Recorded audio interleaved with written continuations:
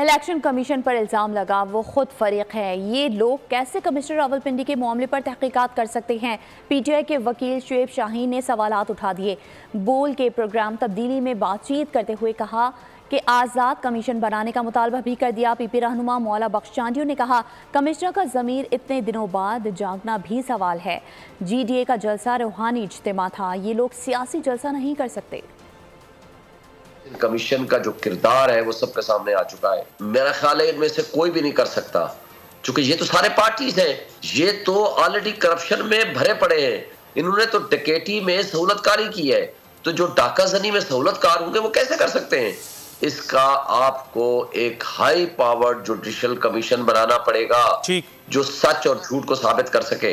इन commissioner को इतने दिन गुजरने के बाद जमीर जाग उठा है तो ये भी बड़ी बात है। और मैं ये भी बर्दाश्त कर दूं, ये जो कल जलसा हुआ है इसका GDA से कोई ताल्लुक नहीं। महासभा इसके GDA के सरबराह पीर साहब पगा रहा है, लेकिन ये रूहानी इज्तिमा था, सियासी इज्तिमा नहीं है। GDA का कोई यहाँ मामला नहीं।